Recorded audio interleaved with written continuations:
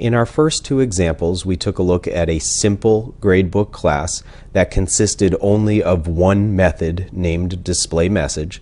In the first case, it took no parameters and simply displayed a hard-coded string. And in the second case, when we called the method, we passed in a course name and used that as part of the message that was displayed.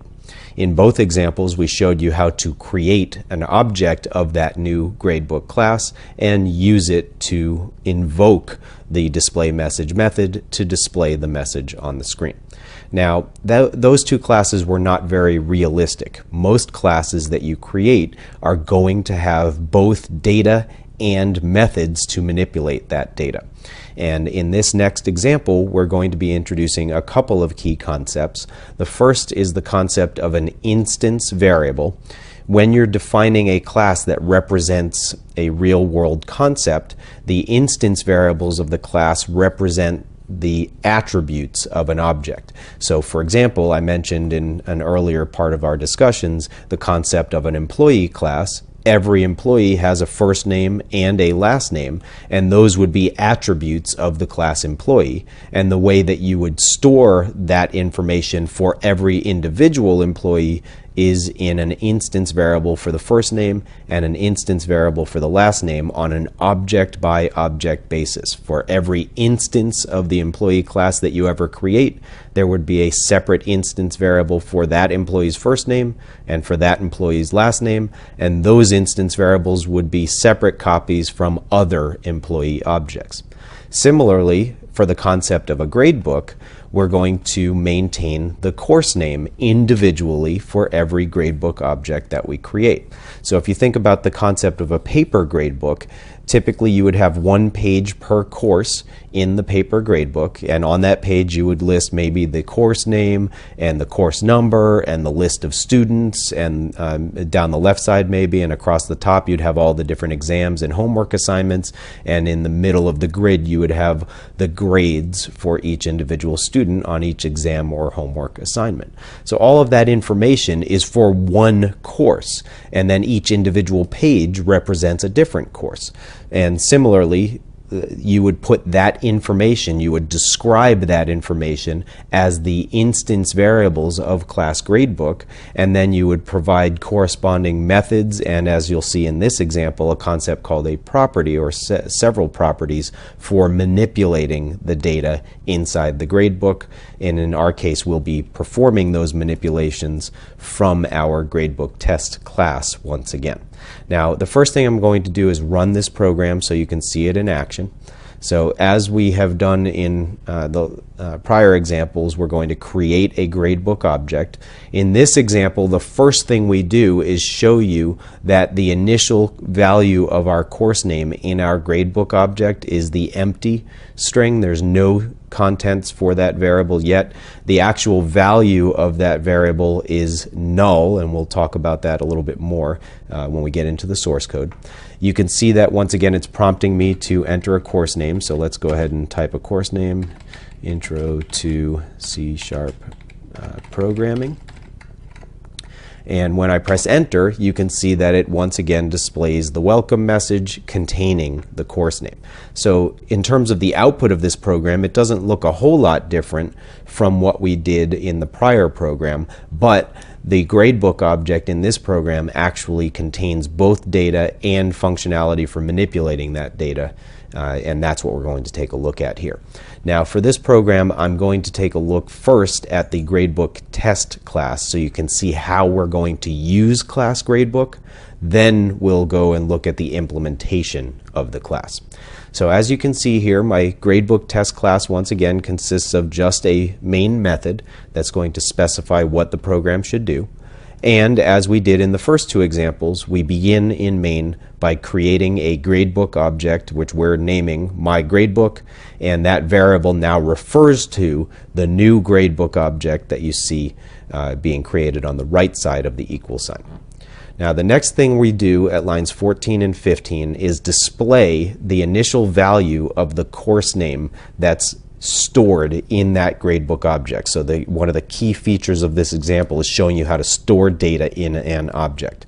So you can see we're doing a console.writeLine statement. and the format control string here, initial course name is, and we're going to place in the placeholder between these single quote characters the value of mygradebook.coursename. Now on the left side of this dot is the mygradebook variable that we created back here at line 11, which refers to the new gradebook object. And on the right side is what we call a property name. In this case, the name of the property is course name with a capital C. And a property is interesting in that you can use a property by default to get a value out of an object or to set a value in an object as well. So here we're saying take the current value of the course name property of the gradebook and display it. Whereas down here on line 19 we're saying place a new value into the course name property of the mygradebook object.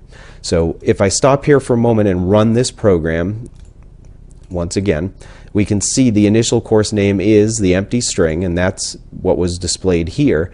And right now we're about to execute we are executing line 19. It's waiting for me to enter the course name here. It's already prompted me to enter the course name, so we can see that if I move the output window up a little bit. So it's waiting for me to enter a line of text, and again, if I type CS 101, Intro to C# Programming, and press enter, when I press enter, the value from console.readline is going to be assigned to the course name property of the mygradebook object. Now the mygradebook object is one object of class gradebook. I could have many objects of class gradebook, but the only one that's going to be modified is the one that's on the left side of the dot operator in this particular statement. So let me go ahead and press enter, and at that point it displays the message because down at line 23 we told the mygradebook object to display its message. Now you'll notice, unlike the previous example, that we're back to calling display message with no arguments.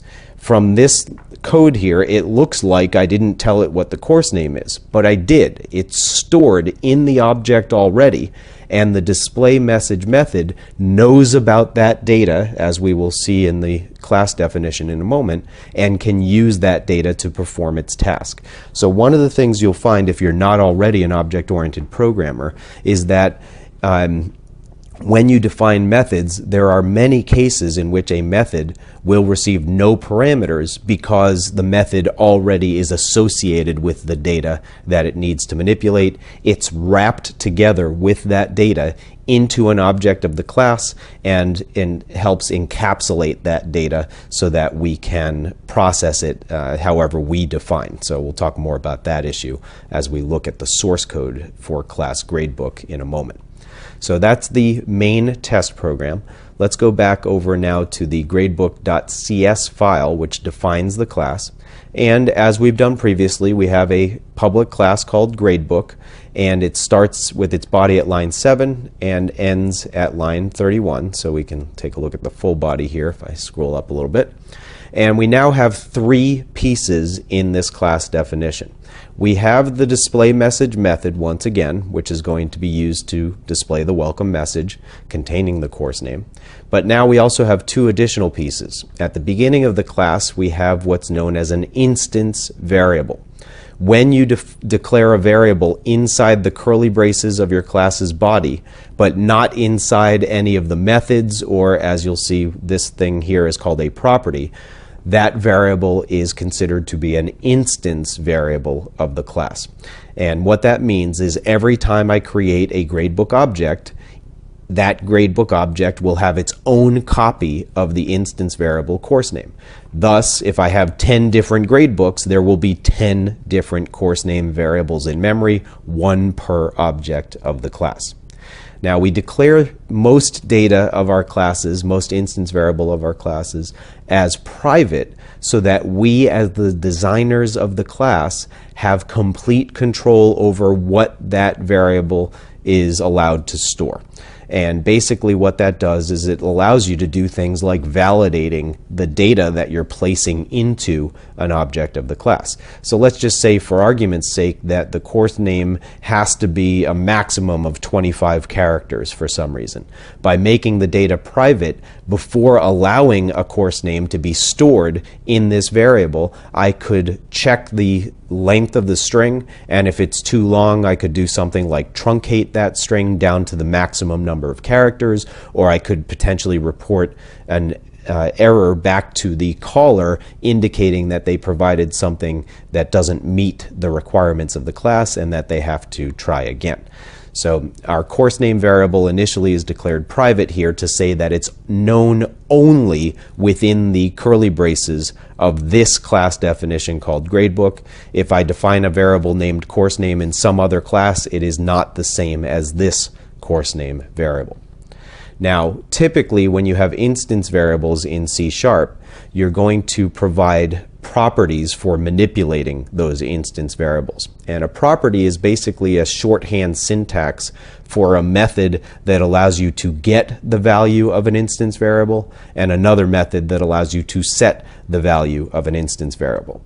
You don't use method syntax when accessing a property. So for example, here we're saying get the value of the course name property from my gradebook and use it in this console.writeLine statement. And here we're saying set the value of the course name property in the myGradebook object to whatever is supplied on the right side of the assignment. And in both cases, notice that there is no set of parentheses following the property name. Automatically, based on the context in which the property is used, it will figure out for me if it needs to get the value of that property or to set the value of that property. So going back over to our code here, the way you define a property, in this case we made it a public property because we want the so-called client code, the gradebook test class that's using a gradebook. We want that class to be able to access the course name inside of a gradebook object, but we want to do it in a manner that we control. So the property is defined to be a string property because the instance variable it manipulates is a string. Normally the property name matches up with the instance variable name but has a capital first letter. That is not a requirement, but it is a common convention. And then within the property's curly braces we have a get accessor that's capable of returning the current value of the instance variable, and then separately a set accessor that's capable of modifying the value of an instance variable. And in each case, notice that we're using the variable course name that was declared back here at line 8 with a lowercase c, and we're able to do that because the course name property definition is inside the same class, inside the same class as the course name instance variable definition. In fact, everything within the scope of this set of curly braces for our class is known to everything else. The method displayMessage can use the property and can use the variable directly. The property can use method displayMessage if it wanted to, and the instance variable directly. Instance variables are just data storage, so they can't go use a property or a method, but everything within the class knows about everything else within that class. And there are exceptions to that which have to do with static variables and static methods and static properties. We'll get into the static keyword in much more detail in a later lesson. So the syntax for the property is the type of the data that it's manipulating, the name of the property, which by convention starts with a capital first letter, just like with method and class names. And then the get accessor is the word get followed by a function body, a method body, that typically just contains a return statement. But if you had to do some more elaborate logic to figure out what to return, those statements would simply appear before line 15 within the body. And then a set accessor for changing the value of the instance variable. In this case, we're assigning a value to the course name instance variable, and we're not doing any data validation, but if we did want to, we could do so before line 19 in the set accessor. And the value keyword is a contextual keyword that is automatically going to contain whatever gets assigned to the property. So if I go back to my main method here, and specifically line 19, automatically the word value inside the course name properties set accessor will contain whatever console.readline returns and is then being assigned into that property. So it's all just part of the syntax of defining a property. So down in our display message method, you can see that we've gone back to an empty set of parentheses. Because the display message method is inside the same class as the course name instance variable, I don't need to pass the course name to the method. It can simply use the course name that's built into the current gradebook object that I'm manipulating at a given time.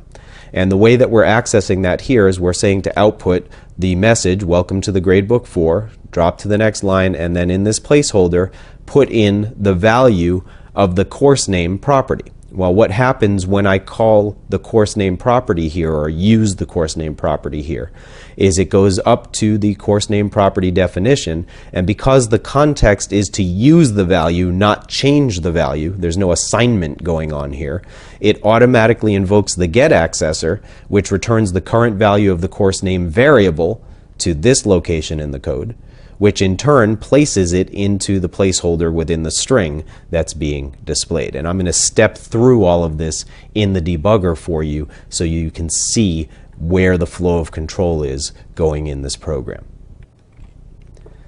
So now that we've gone ahead and looked at the full new gradebook class definition, let's go back over to our gradebook test class and let's demonstrate the property course name in action, and also demonstrate the instance variable lowercase c course name and the fact that it is storing the gradebook value.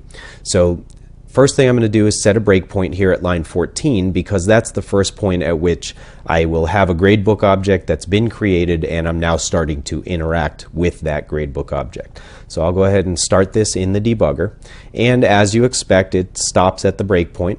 Now, by default, the debugger is set up to automatically step over properties.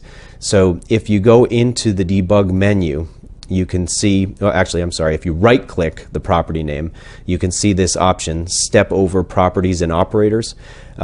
In C#, you can, as you saw here, define properties for accessing data within a class. You can also define your own operators for manipulating data in a class as well.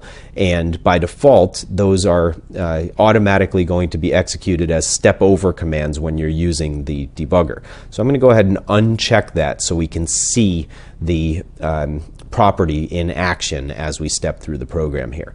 So what I want to do now is step into the course name property to show you what it's returning back to lines 14 and 15. So I'm going to go use the step into icon.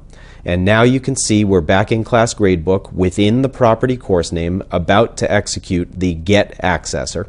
Not only that, if I hover over the course name instance variable name, you can see that course name is currently null. By default, when you create a gradebook object that contains a string called course name, a string's default value is null, which is actually a value for any variable that can refer to an object, and it says that the variable does not currently refer to an object. So it's what you might refer to as a null reference. Course name can refer to a string object, but does not yet, because we have not yet assigned it a value. So what we're going to return here is the keyword null, the value null, back to the caller. So let me go ahead and step over that, and as I return, when I hit step over on the closing curly brace, the control will return to the caller.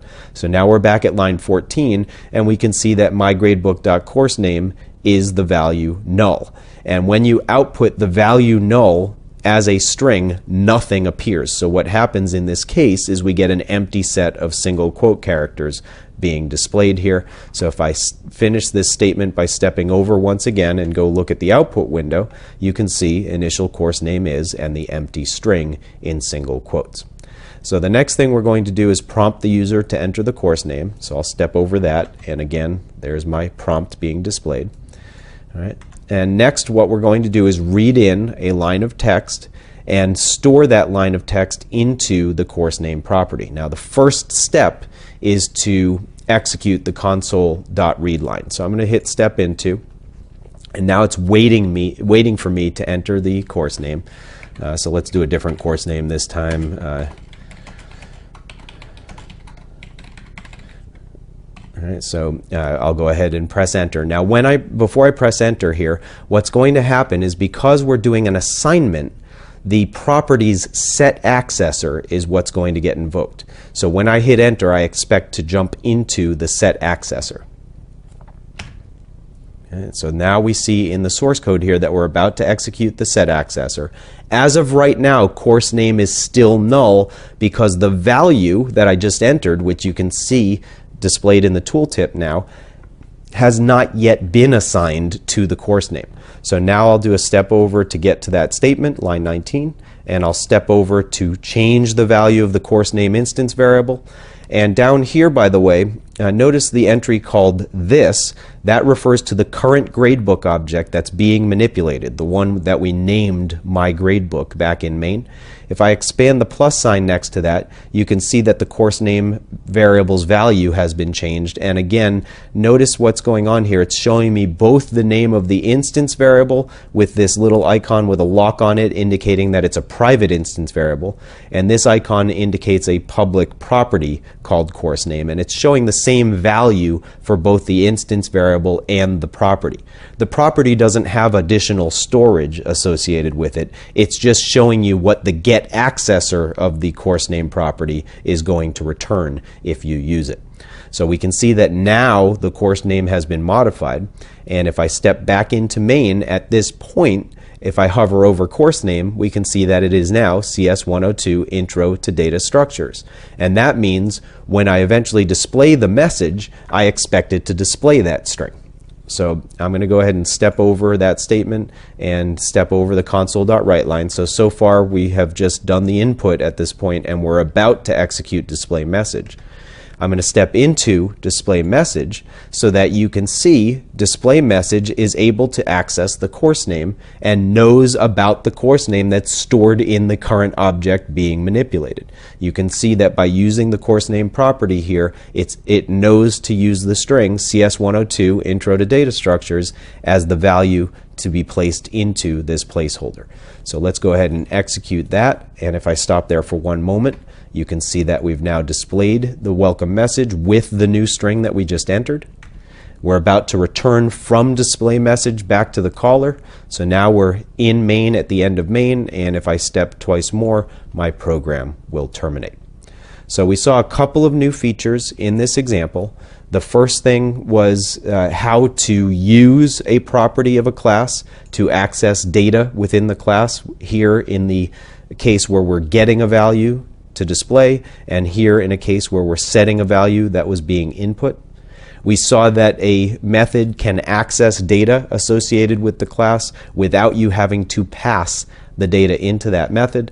And then just to summarize on the gradebook class itself, we introduced the concept of an instance variable, a public property for manipulating the private instance variable, and the display message method using the data within the class. And by the way, it's a good practice to use your properties within the body of the class name rather than, I could have put right here lowercase c, and it would have used the course name variable, but it's actually a good practice to use the property instead, because let's assume that our property was more robust and provided validation. You would always want to make sure you're dealing with valid data, but also it helps make your code easier to modify, maintain, and debug down the line, and we'll talk in a lot more detail about those issues in subsequent lessons.